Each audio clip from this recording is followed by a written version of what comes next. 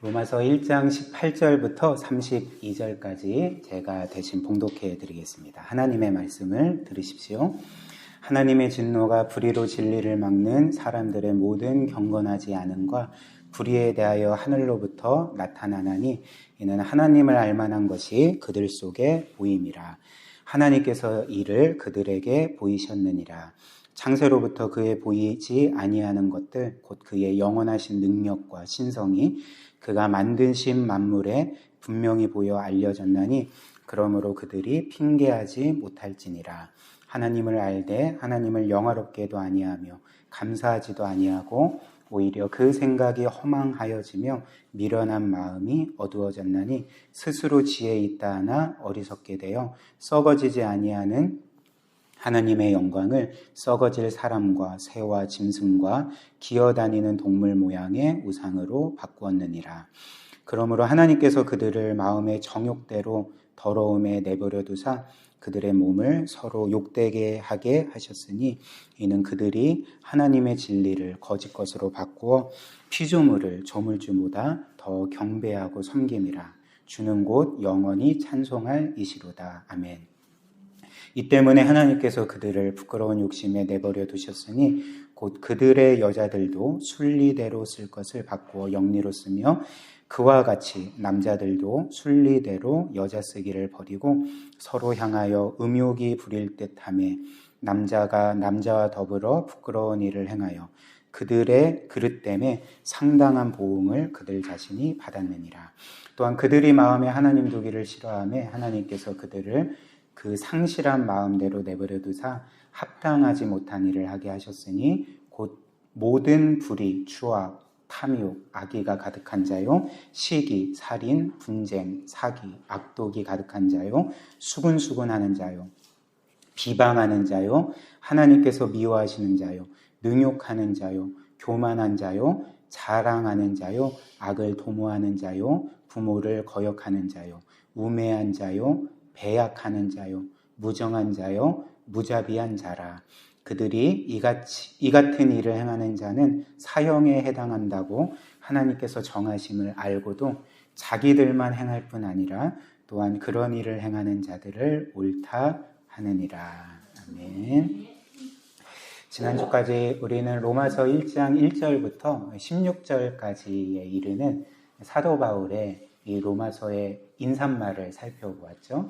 그리고 우리는 사도 바울의 인사말을 통해서 이제 요약적으로 복음이 무엇인지를 함께 또 듣고 나누었습니다. 그래서 이를 잠시 빠르게 요약해서 말씀을 드리면 이제 복음은 어떤 것이었습니까? 복음은 하나님께서 죄인인 우리를 구원해 주시겠다는 약속이었죠.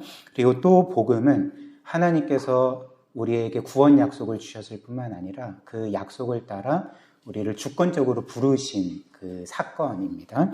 그리고 또 복음은 그리스도께서 우리를 생명값으로 사신 사건이었죠. 그래서 우리가 구속받아 그분의 소유가 됐죠.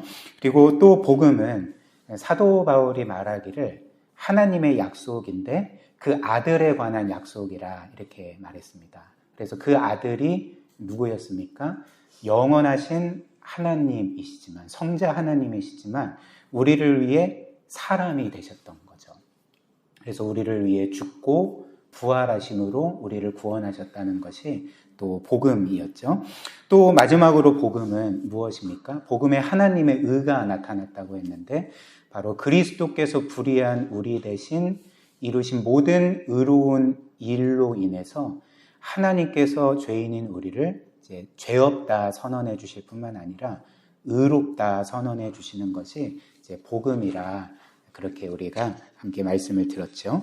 그리고 바울은 이 복음을 로마 교회 성도들에게 전하기를 원했습니다. 간절한 마음으로 이 복음을 전하기를 원했지만 번번이 그곳으로 가는 길이 막혔기 때문에 이 로마서를 기록하여 그들에게 복음을 전하고자 했죠.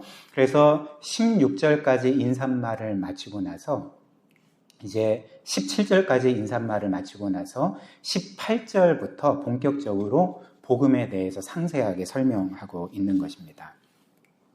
그래서 18절은 이제 복음의 설명이 어떻게 시작이 됩니까?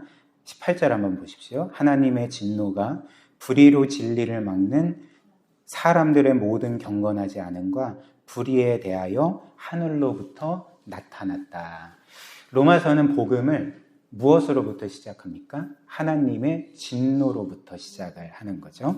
그래서 저는 오늘 여러분들과 함께 이 18절 이하의 말씀, 죄와 또 그 죄에 대한 하나님의 진노와 심판에 대한 말씀을 세 부분으로 나누도록 하겠습니다. 첫 번째는 성경이 복음을 죄에 대한 하나님의 진노로 시작하는 이유를 살펴볼 거고요.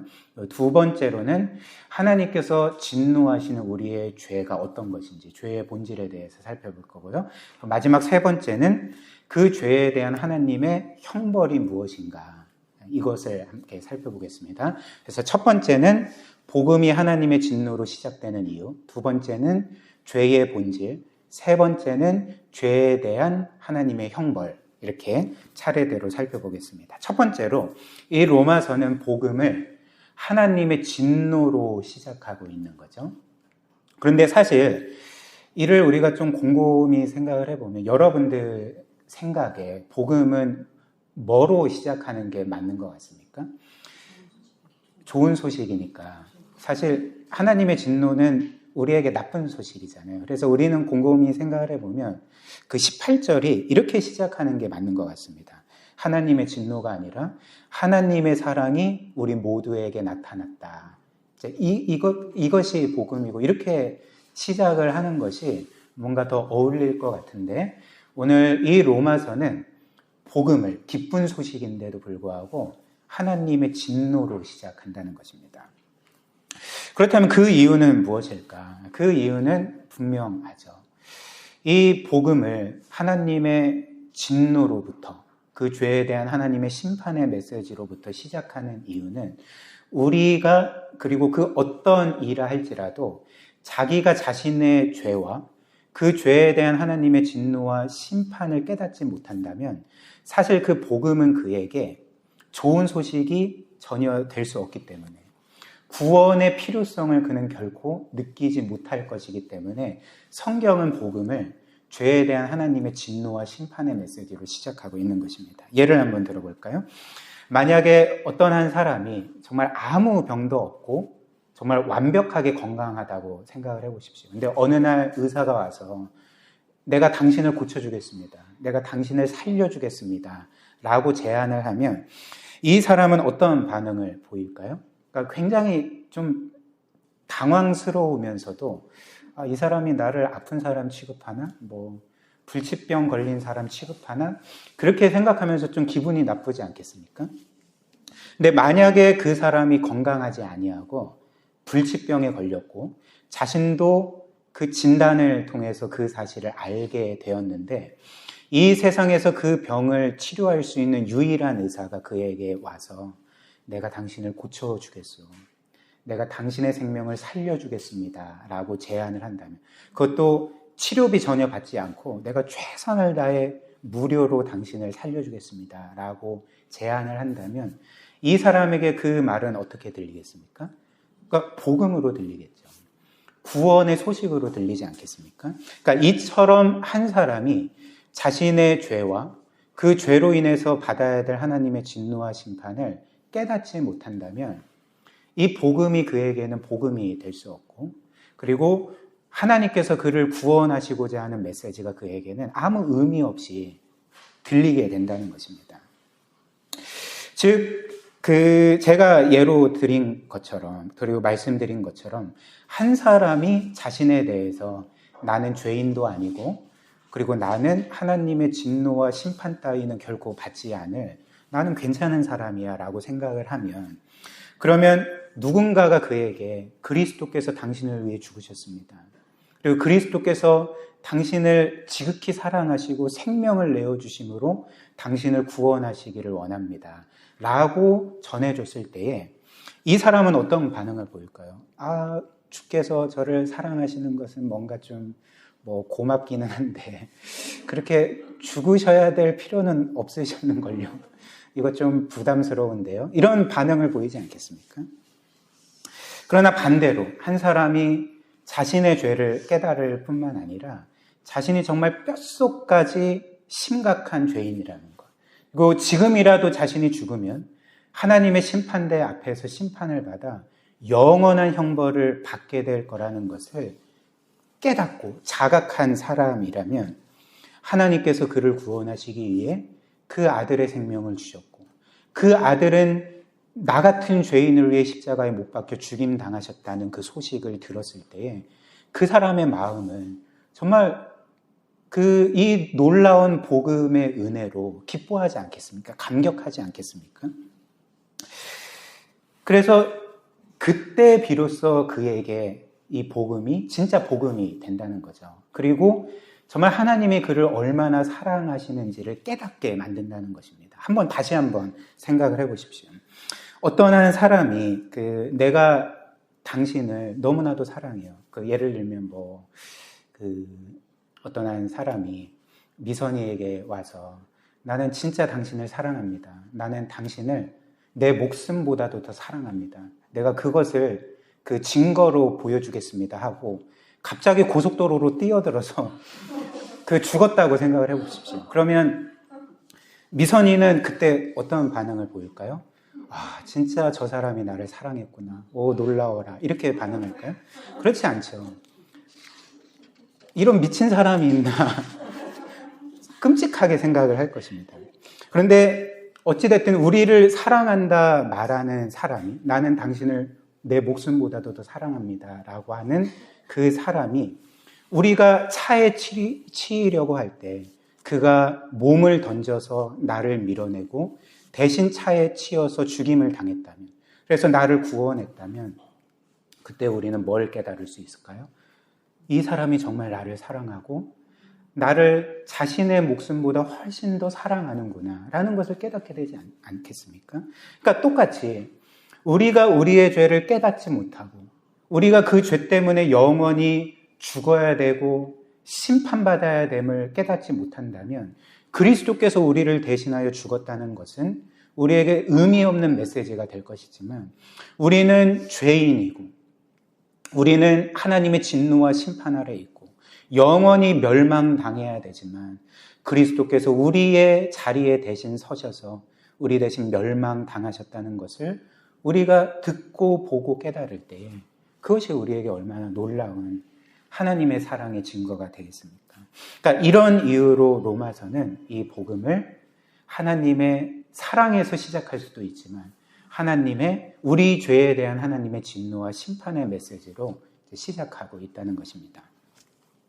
그 다음 두 번째로 그렇다면 이 죄의 하나님의 진노와 심판을 불러일으키는 우리 죄의 본질이 무엇일까? 우리 죄는 어떤 것일까? 성경은 우리 죄의 본질을 이렇게 말하죠. 19절부터 21절 한번 보십시오. 이는 하나님을 알만한 것이 그들 속에 보임이라. 하나님께서 이를 그들에게 보이셨느니라.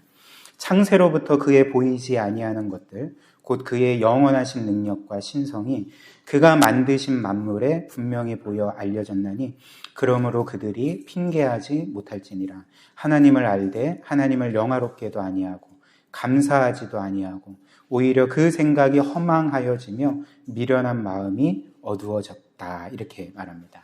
성경이 말하는 죄의 본질은 무엇일까요? 그러니까 19절과 20절처럼 하나님께서 이 세상 만물을 창조하실 때에 그분의 무한한 능력과 지혜와 또 영광이 이 창조 세계 가운데 찬란하게 드러났는데 분명하게 나타나서 그 누구도 그것을 보고 하나님이 계시다는 것을 핑계할 수가 없는데 그런데 죄는 21절처럼 피조물인 우리가 하나님을 알되 그 하나님을 영화롭게도 아니하고 그 하나님께 감사를 드리지도 않는 것이 죄의 본질이라는 것입니다. 물론 오늘 이 본문 말씀이 모든 사람이 하나님을 안다, 핑계할 수 없다라고 할 때 그 하나님을 안다는 것은 우리처럼 성경의 하나님을 정확히 안다는 것을 의미하지는 않습니다. 모든 사람이 그렇지는 않죠. 그러나 성경이 모든 사람이 하나님을 알고 있다, 핑계할 수 없을 정도로 알고 있다라고 할 때 이것은 무엇을 의미하냐면 모든 사람의 마음 깊숙한 곳에는 이런 자각이 있다는 거죠. 본성적으로 안다는 거죠. 이 세상 만물을 창조한 창조주가 있고 신이라는 존재가 있고, 그리고 그렇기 때문에 나는 그 신에게 전적으로 의존되어 있고 모든 것을 빚져 있고 나는 그 창조주의 영광을 위해 그 창조주를 중심으로 살아가야 될 인생이다 라는 것을 신앙이 없더라도 모든 사람들이 어렴풋이 자각하고 있다는 것입니다. 이것이 바로 성경이 말하는 모든 사람들이 하나님을 안다, 핑계할 수 없다, 이런 말의 의미인 거죠. 그리고 이렇게 그 신앙이 없더라도 우주 만물을 창조하신 창조주가 계시다는 것은 그 어느 정도 과학적으로도 입증이 됩니다. 두 가지 예를 제가 들어드리겠습니다. 첫 번째로 하나님이 아니라면 우리는 그 어떤 과학자도 우주의 기원이 무엇인지를 설명할 수 없게 됩니다. 이것은 과학자들도 다 인정하는 바입니다. 그 예를 들면 그 과학은 이 우주의 기원을 뭐라고 말합니까? 약 그 140억 년 전에 그 어떤 한 큰 폭발, 빅뱅이라는 대폭발이 일어나서 그 폭발로 인해서 지금 우리가 보고 경험하고 있는 우주와 만물이 만들어졌다. 이렇게 설명을 하는 거죠. 그런데 여러분들도 아시다시피 과학의 주요 원리, 학문의 주요 원리 중에 하나는 원인과 결과입니다. 즉, 이 세상에 결과가 있다면 반드시 원인이 있는 거죠. 그러니까 원인 없는 결과는 이 세상에 아무것도 없지 않겠습니까? 그렇다면 빅뱅으로 인해서 이 우주 만물이 생겨났다라고 할 때 우주 만물은 결과이고 원인은 빅뱅이 되겠죠. 그렇죠? 그런데 제가 말씀드린 것처럼 원인 없는 결과가 없지 않습니까? 그렇다면 빅뱅도 어떤 면에서는 우주의 원인이지만 뭔가의 결과이잖아요. 그렇죠? 그러니까 뭔가 그 폭발을 일으켰기 때문에 폭발이 일어난 것 아니겠습니까? 그럼 빅뱅의 원인이 있을 거고, 그리고 그 원인에 또 원인이 있을 거고, 또 그 원인에 또 원인이 있을 거고, 그 원인에 또 원인이 있을 건데, 그렇다면 이제 좀 어려운 말로 이렇게 무한 퇴행이 되지 않겠습니까? 계속 거슬러 올라가서 그 원인을 찾으려고 하면 이제 무한 퇴행이 되면 이거는 밝힐 수가 없는 거죠. 그렇다면 이 우주 만물의 기원을 합리적으로 설명할 수 있기 위해서는 뭘 상정해야 될까요? 그러니까 원래부터 영원 전부터 있던 창조주가 이 세상 만물을 창조했다라고 주장하는 것이 합리적인 설명이 된다는 거죠. 그러니까 하나님 없이 그 과학자들이 인정하기에 이 종교가 아니라면, 신이 아니라면 우주의 기원을 설명할 수가 없는데, 이렇게 하나님이 아니라면 이 우주의 기원과 우리의 기원을 설명할 수가 없게 되는 거죠. 또한 두 번째로 우리는 하나님이 아니라면 우주의 기원을 설명할 수 없을 뿐만 아니라 이 우주와 모든 것 안에 있는 그 완전한 질서와 정교함들, 그 세밀함들을 우리가 설명할 수 없게 됩니다. 예를 들면 이 우주는 우리가 상상할 수 없을 만큼 크고 광대하지 않습니까? 그래서 제가 여러 차례 말씀드린 것처럼 우리 태양계가 있는 우리 은하 안에만 3조 2천억 개의 행성이 있다고 합니다. 그리고 이 우주 전체에는 이런 은하들이 3조 2천억 개 넘게, 훨씬 더 넘게 존재하고 있는 거죠. 그런데 놀라운 것은 그 모든 은하, 3조 2천억 개가 넘는 모든 은하, 그리고 이 세상의 모든 모래알 개수보다 훨씬 더 많은 모든 행성들이 정확한 질서와 그리고 어떤 규칙을 따라서 움직이고 있고 아주 정교한 계획을 따라서, 질서를 따라 움직이고 있다는 거죠. 그리고 각각에는 그것의 아름다움을 갖고 있지 않습니까? 또한 우주뿐 아니라 우리 사람도, 특별히 사람의 인체도 소우주라 불릴 만큼 굉장히 광대하고 정교합니다. 여러분들은 우리 몸 안에 있는 세포의 개수가 몇 개인지 압니까? 과학자들에 따르면 우리 몸의 세포가 60억 개에서 100억 개가 된다고 합니다. 죄송합니다.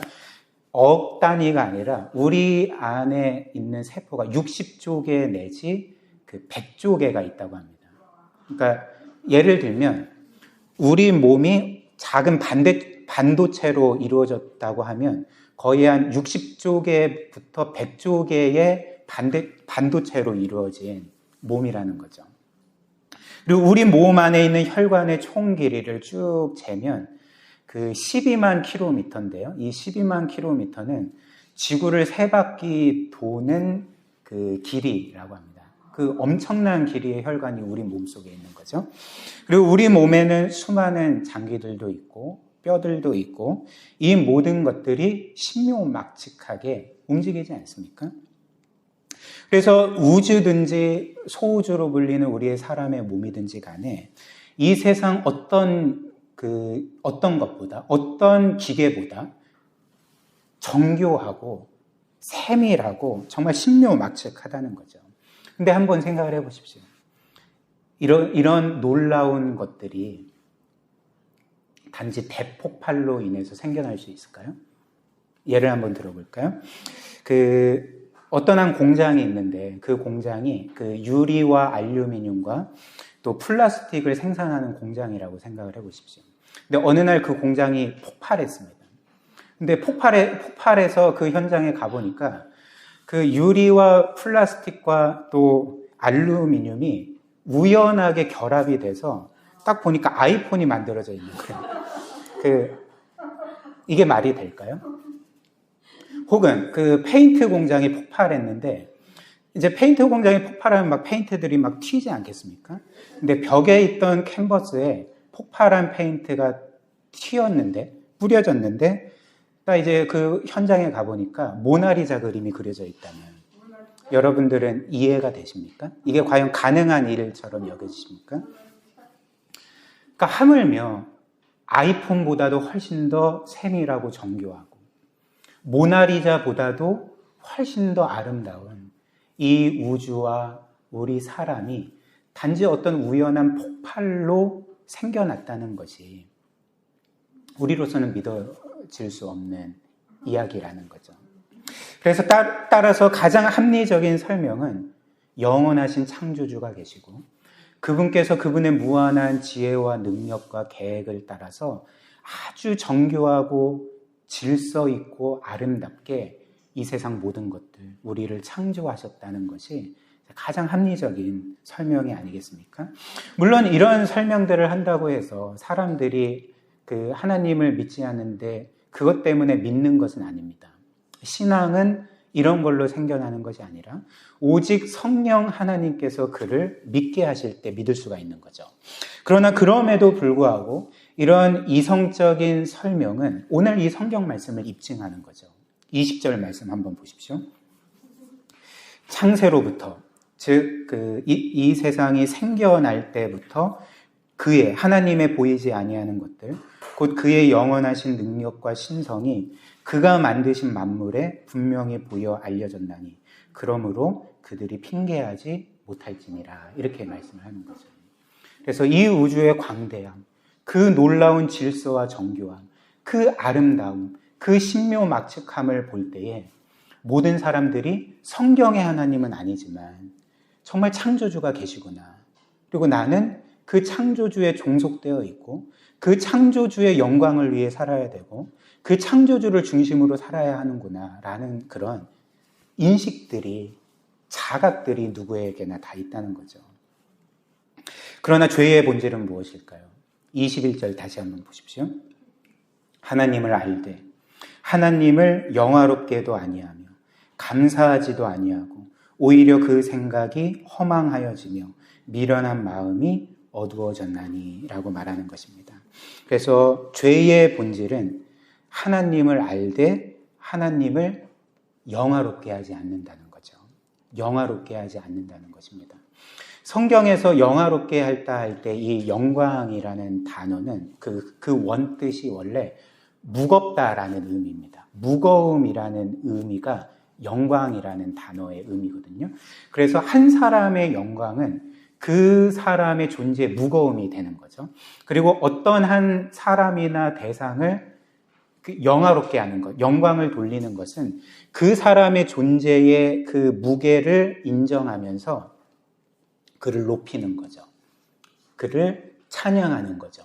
그렇다면 우리가 하나님을 영화롭게 한다는 것은 무엇을 의미합니까? 그분이 무한한 영광의 하나님이심을 인정하고, 그분이 이 세상에서 가장 무겁고 나의 삶에서 가장 중요한 분이심을 인정하면서 나는 하나님 중심으로 살아야 되고, 나의 인생의 의미와 가치와 목적은 하나님이 되셔야 되고, 나는 나의 온 힘을 다해 하나님께 영광을 돌리며 그분의 뜻대로 살아가야 된다. 고백하며 그렇게 살아가는 것이 이제 하나님을 영화롭게 하는 것입니다. 이것의 정확한 의미인 거죠. 그러나 성경은 죄의 본질을 무엇이라고 말합니까? 그 하나님을 영화롭게도 하지 아니하고, 하나님은 이 세상에서 가장 중요한 분인데, 무거운 분인데, 영광스러운 분인데 하나님을 하나님으로 대하지 아니하고 없는 분처럼 대하는 것. 그리고 더 나아가서 하나님이 아닌 내가 나의 삶의 주인인 것처럼 살아가는 것이 죄의 본질이라는 것입니다. 또한 두 번째로 죄의 본질은 이렇게 하나님을 영화롭게 하지 않을 뿐만 아니라 어떻게 하는 것일까요? 그러니까 감사하지 않는 거죠. 감사하지 않는 거죠. 그래서 21절 다시 보면 하나님을 알되 하나님을 영화롭게도 아니하고 감사하지도 아니한다, 이렇게 말하는 거죠. 하나님께 감사하지 않는다는 것은 정확히 무엇을 의미합니까? 누군가에게 감사하지 않는다는 것은 무엇을 의미합니까?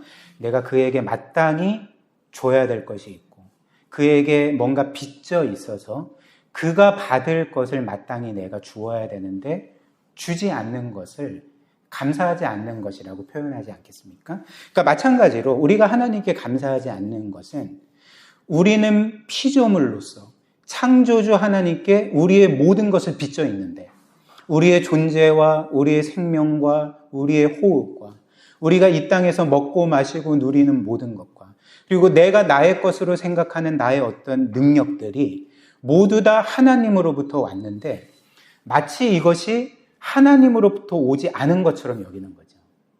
마치 내가 가진 모든 것들이 하나님께 받은 것이 아닌 것처럼, 내가 만들어낸 것처럼 생각하면서 감사하지 않는 것이 오늘 이 죄의 본질이라는 거죠. 세상은 이런 태도와 행동을 가리켜서 그 사자성어로 이렇게 말합니다.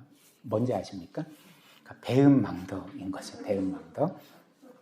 그리고 사실 이런 배은망덕은 저와 여러분들을 포함해서 이 세상 사람들이 가장 분노하고 큰 죄로 여기는 것이거든요. 한번 생각을 해보십시오. 예를 들면 어떤 한 여인이 일찍 남편을 여의고 외아들이 있는데 정말 최선을 다해서 그 아들을 지극정성으로 키웠다고 생각을 해보십시오. 그래서 없는 살림에 밤낮 일하면서 그 아들을 먹여 살릴 뿐만 아니라 그 아들을 위해서 최고의 교육을 제공을 했던 거예요. 학원비도 비싼데. 아무튼 최고의 교육을 받게 했고, 그래서 그 결과 그 아들은 명문대학에 진학을 하게 됐습니다. 그런데 불행하게도 그 아들이 대학에 입학하자마자 이제 기숙사 생활을 해서 그곳에 들어갔는데, 입학하자마자 어머니와의 모든 연락을 끊은 거예요. 그러니까 전화해도 받지도 않고, 메시지를 보내도 답도 안 하고, 일십하고, 이런 거예요. 그리고 그 아들이 이제 생각하고 말하기를, 나는 지금까지 내 힘으로 컸다. 어머니가 나를 위해 한 게 뭐냐. 그리고 나의 인생에 그 전에도 나는 어머니를 별로 의미 없게 생각했고 지금도 마찬가지라. 그래서 나는 이제 어머니와 관계를 끊고 살겠다라고 한다면 여러분들은 이 아들에 대해서 어떻게 생각하시겠습니까? 생각은 자유니까 그럴 수도 있지라고 생각하시겠습니까? 그렇지 않습니다. 만약 이런 사람이 진짜 있다면 여러분들은 이 사람에 대해서 분노할 것입니다. 그리고 비난할 거고, 이런 페류나가 다 있나, 그리고 어떻게 이런 죄가 다 있나, 이런 일이 일어나나 라고 그렇게 비난하지 않겠습니까? 그런데 성경은 이에 대해서 뭐라고 할까요? 뭐라고 할까요? 그 아들이 바로 너다라고 말하는 거죠. 그 아들이 바로 하나님을 알되 그 하나님을 영화롭게도 하지 아니하고 감사하지도 아니하는 너희다라고 말씀을 하신다는 것입니다. 이것이 바로 죄의 본질이라는 거죠. 그리고 이어서 성경은 우리가 이렇게 하나님을 무시하고 영화롭게 하지 아니하고 우리가 우리의 삶의 주인이 되려고 하고 또 하나님처럼 되려고 하는 것이 우리를 어리석게 만든다라고 말합니다. 로마서 1장 21절과 22절 한 번만 다시 보십시오. 21절 22절입니다. 하나님을 알되 하나님을 영화롭게도 아니하며 감사하지도 아니하고 오히려 그 생각이 허망하여지며 미련한 마음이 어두워졌다. 그러니까 하나님을 무시하니까 자기가 자기의 삶의 주인이 되니까 어떻게 됐다고 합니까? 그 생각이 허망하여지고 미련한 마음이 어두워졌고 22절 스스로 지혜 있다 하나 어리석게 돼버렸다 이렇게 말하는 거죠. 그렇다면 그렇게 어리석게 된 결과로서 그 사람들은 어떻게 살아갈까요? 23절과 25절 한번 보십시오. 23절, 25절입니다. 23절 썩어지지 아니하는 하나님의 영광을 썩어질 사람과 새와 짐승과 기어다니는 동물 모양의 우상으로 바꾸었느니라. 25절 이는 그들이 하나님의 진리를 거짓 것으로 바꾸어 피조물을 조물주보다 더 경배하고 섬김이라. 주는 곧 영원히 찬송할 이시로다. 그 결과 영원하신 하나님을 썩어질 피조물의 형상으로 바꾸어서 예배하기 시작했다는 거죠. 마치 그것들이 나를 지켜줄 것처럼, 나를 복되게 만들 것처럼, 나를 구원해 줄 것처럼 그 썩어질 것들을 영원하신 하나님인 것처럼 섬기기 시작했다는 것입니다. 물론 현대인들은 이 말을 듣고 좀 웃을 것입니다. 그거는 과거에 좀 과학이 발전되지 않았던 그런 미개한 사람들이나 그랬던 거지. 지금 누가 뭘 깎아서 우상을 만들어서 예배하나. 나는 그렇지 않다. 그렇게 말할 수 있을 것입니다. 물론 그렇습니다. 이 세상에 현대인들 중에 지금처럼 나무나 돌을 깎아서 우상으로 만들어서 그것을 신으로 섬기는 사람들은 물론 간혹 있지만 그런 미신을 믿는 사람들이 그렇게 하긴 하지만 대체로 그런 사람은 없을 것입니다. 그러나 그럼에도 불구하고 그렇다고 해서 사람들에게 전혀 그들이 섬기는 우상이 없을까요? 전혀 그들이 섬기는 신이 없을까요? 그렇지 않습니다. 제가 여러 차례 여러분들에게 인용해 드렸던 16세기의 마르틴 루터, 종교개혁자인 마르틴 루터가 이 신, 꼭 하나님이 아니더라도 사람들이 신으로 섬기는 것, 이 우상의 본질에 대해서 이렇게 말했습니다. 한번 들어보십시오. 일반적으로 신, 우상이란 사람들이 소망하는 모든 좋은 것, 그들의 온갖 시련의 피난처요 구원자가 되는 대상입니다. 즉 당신의 마음이 그것에 매달려 있고 당신의 모든 것을 지탱하는 그것이 바로 당신이 예배하는 신, 우상입니다 라고 정의를 했던 거죠. 이는 무슨 이야기일까요? 그러니까 하나님께서 원래 사람을 창조하실 때 하나님의 형상으로 창조하시고 하나님만이 채울 수 있는 빈자리를 만들어 주셔서 그래서 인간이 하나님 안에 거하고 하나님과의 올바른 관계 안에 살 때만이 그분의 뜻을 행하고 그분과의 교제 가운데 살아갈 때만이 참된 생명과 복과 행복과 평안을 누리도록 안식을 누리도록 창조되었다는 거죠. 그러나 사람이 죄를 짓고 하나님을 버리고 떠나자 이제 사람은 본성적으로 하나님을 대체할 것을 찾는다는 거죠. 여전히 빈자리가 있으니까. 여전히 공허하니까. 여전히 이것을 채우려고 하나님을 대체할 것들을 찾는데 그것은 참된 하나님이 아니라 하나님이 아닌 것들로 그 빈자리를 채우려고 하는 거죠.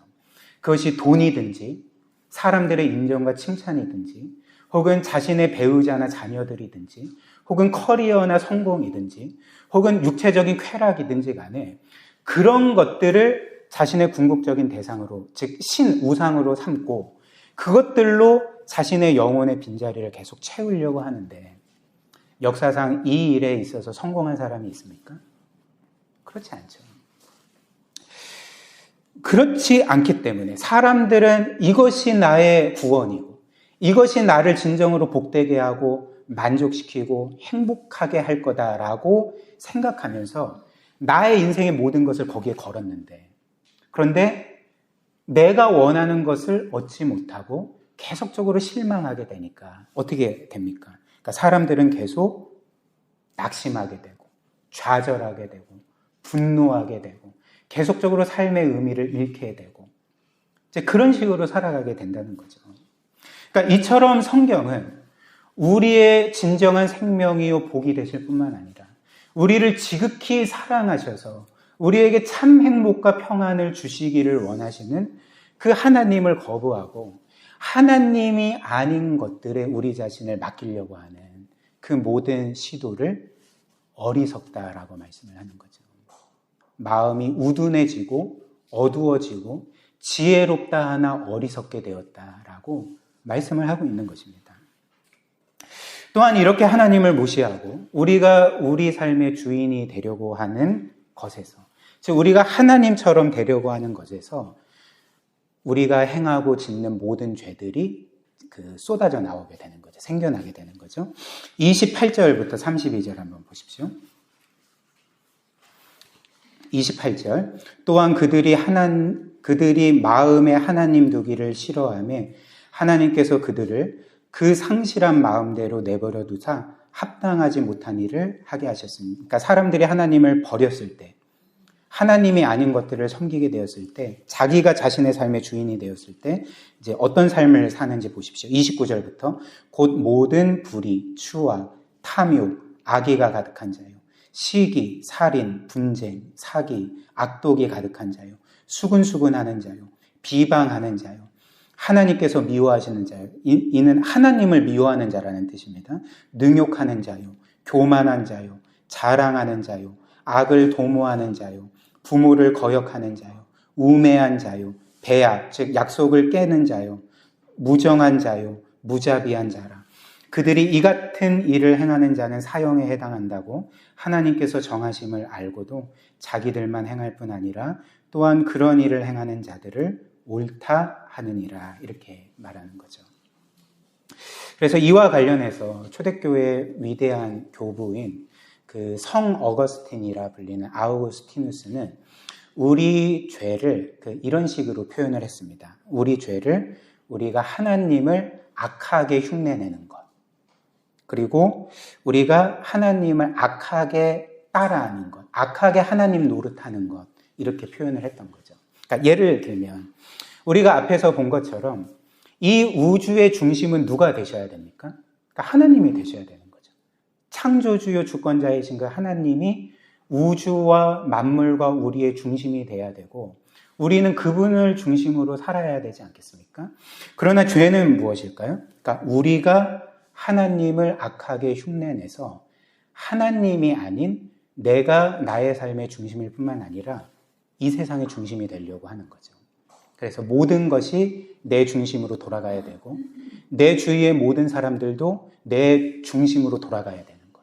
그래서 나는 모든 것을 차지해야 되고 모든 사람을 내 유익을 위해 이용해야 되고 그래서 가장 높임받아야 되는 것은 나다라고 생각하며 살아가는 것이 하나님을 악하게 흉내내는 거라는 거죠. 실제로 사람들은 왜 죄를 짓습니까? 여러분들은 왜 죄를 지을까요? 여러분들은 뭐 그런 일은 없겠지만 왜 이 세상 사람들은 남의 것을 빼앗으려고 하고 또 사람들에게 나의 유익을 위해서 피해를 줍니까? 혹은 왜 거짓말을 하고 왜 남의 명예를 훼손하는 일이 생겨날까요?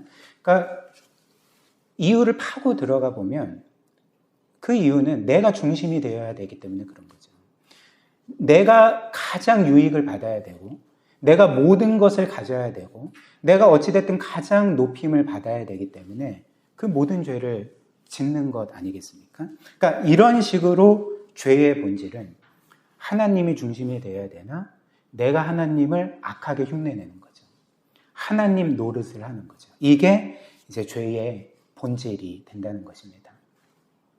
그렇다면 마지막 세 번째로 이런 우리의 많은 죄에 대한 하나님의 심판이 무엇일까요? 그것은 오늘 본문 말씀이 우리에게 알려주는 것처럼 우리를 그냥 죄인들을 그냥 내버려 두시는 것입니다. 24절부터 한번 보십시오. 그러므로 하나님께서 그들을 마음의 정욕대로 더러움에 내버려 두사 그들의 몸을 서로 욕되게 하게 하셨다. 이렇게 말하고요. 26절도 똑같습니다. 이 때문에 하나님께서 그들을 부끄러운 욕심에 내버려 두셨으니 곧 그들의 여자들도 순리대로 쓸 것을 바꾸어 영리로 쓰며 28절입니다. 또한 그들이 마음에 하나님 두기를 싫어하며 하나님께서 그들을 그 상실한 마음대로 내버려 두사 합당하지 못한 일을 하게 하셨으니 이렇게 3번 연달아 하나님은 죄인들을 내버려 두셨다 이렇게 말합니다. 그리고 하나님께서 사람들을 내버려 두시니까 사람들은 이제 계속 죄를 짓는 거죠. 더 큰 죄를 지어가는 거죠. 그러면 우리는 여기에서 이런 질문을 할 수 있죠.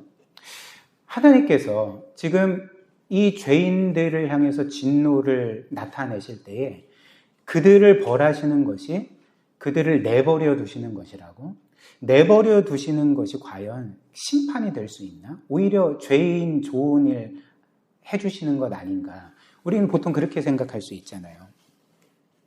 그런데 오늘 성경에 말하는 것처럼 하나님께서 죄인들을 벌하시지 아니하고 그냥 그 죄 가운데 내버려 두시는 것은 하나님이 그들에게 내릴 수 있는 가장 최고의 최악의 형벌이라는 거죠. 왜 그럴까요? 왜냐하면 하나님께서 죄인들을 그냥 그 죄 가운데 내버려 두신다면 그들은 계속 그 죄 가운데 거하면서 자신들이 마지막 날에 받을 형벌들을 계속 쌓아가기 때문에 그렇다는 것입니다.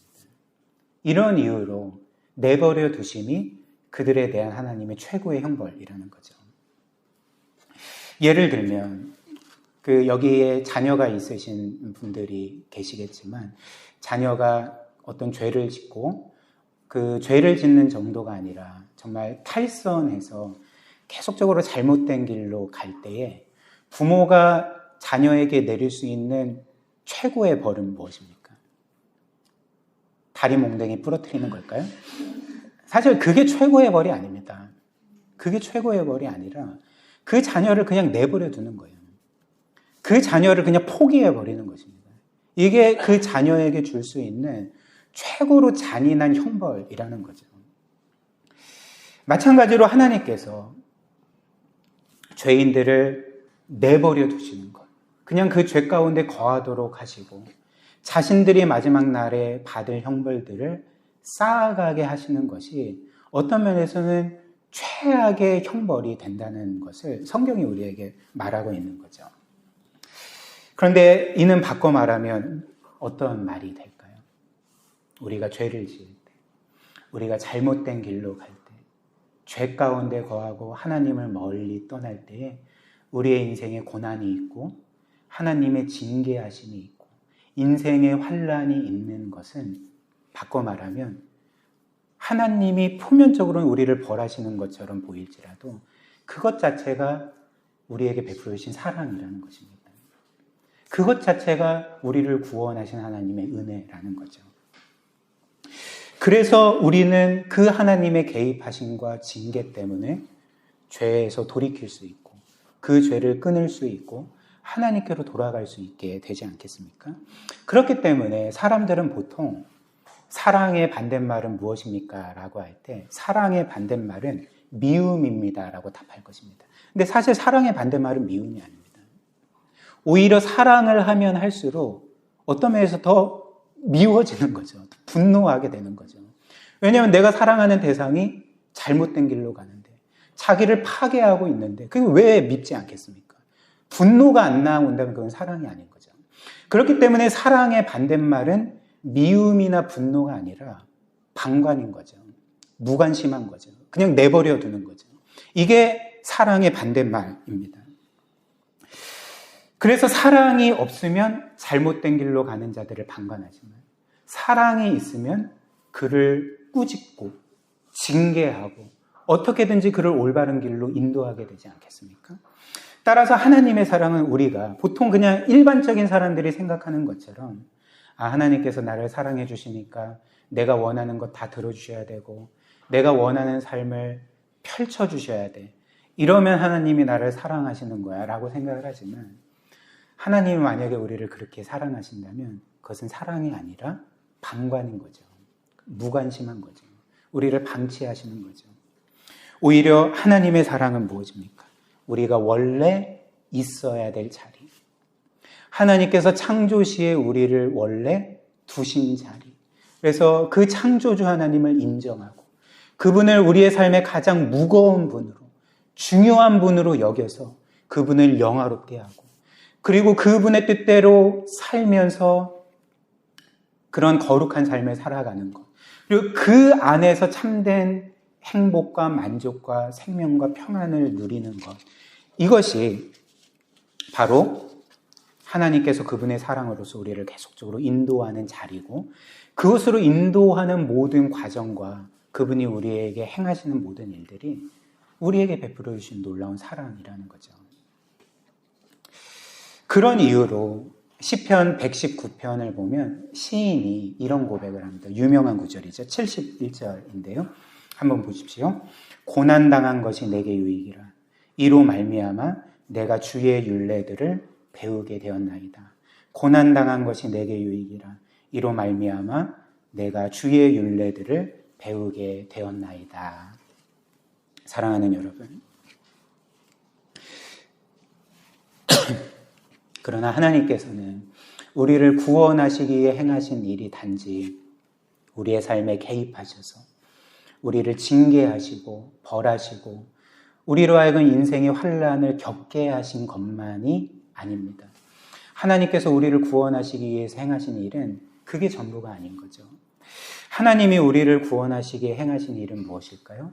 물론 우리를 때로는 징계하시기도 하지만, 우리의 인생에 고난과 환난을 겪게 하시기도 하지만, 하나님께서 우리를 구원하시기에 하신 궁극적인 일은 우리가 죄로 인해서 하나님께 버림받아야 했으나, 하나님께서 내버리신다면, 죄인인 우리를 내버리셔야 했으나 하나님은 우리 대신 그 아들을 십자가 위에서 내버리셨던 거죠. 그래서 하나님께서 그 아들을 우리를 대신하여 버리셨기 때문에 죄로 인해서 버림받아야 됐던 우리는 하나님께 영원히 받아들여지고 하나님께 영원히 그분의 아들로 입양되지 않았겠습니까? 이런 이유로 주님께서 십자가에 못 박혀 죽임당하시는 그 순간에, 돌아가시기 직전에 어떤 부르짖음을 하셨는지 여러분들 기억하십니까? 엘리 엘리 라마 사박다니, 엘리 엘리 라마 사박다니, 번역하면 나의 하나님 나의 하나님 왜 나를 버리셨습니까? 왜 나를 버리셨습니까? 라고 부르짖으셨던 거죠. 주께서는 하나님께 왜 나를 버리셨습니까? 라고 부르짖으셨지만 주께서는 그 답을 이미 알고 계셨습니다. 그 답을 알기에 그 죽음을 끝까지 견디셨던 거죠. 그 답이 무엇일까요?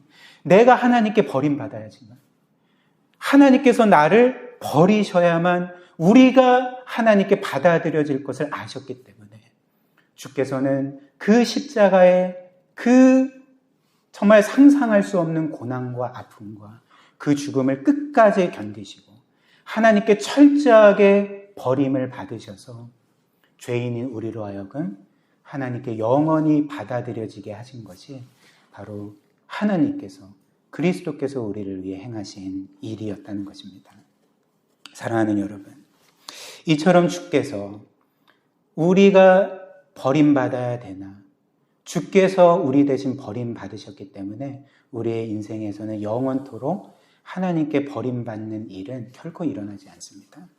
물론 우리는 우리의 삶에서 종종 하나님께서 과연 나와 함께 하시기는 하나, 하나님께서 그냥 나를 내버려 두고 계시는 것은 아닌가, 방치하고 계시는 것은 아닌가 라고 느낄 때도 있지만, 성경이 말하는 바는 우리의 인생에 결코 그런 일은 일어나지 않는다는 거죠. 도리어 하나님은 우리와 영원히 함께 하실 것이고, 우리가 죄 가운데 거할지라도 하나님은 우리를 버리시는 일이 결코 없을 거고, 우리가 고난 가운데 있을 때에도 하나님은 늘 우리와 함께 하셔서 우리를 가장 선하고 영광스러운 길로 인도하실 것입니다. 따라서 오늘 이 말씀을 우리가 기억하면서 매 순간마다 이 선하신 하나님을 의지하고 신뢰할 때에 우리는 인생의 어떤 막연한 두려움 가운데 사는 인생이 아니라 이제 이 세상 어떤 것도 줄 수 없는 그 확신과 자유함과 용기와 평안함을 가지고 하루하루를 살아가게 될 것입니다. 그리고 하나님의 사랑과 은혜에 감사함으로 그분을 향해 거룩한 삶을 살아가게 되겠죠. 이런 귀한 은혜가 저와 우리 사랑하는 모든 지체들의 평생에 있기를 주님의 이름으로 축복합니다.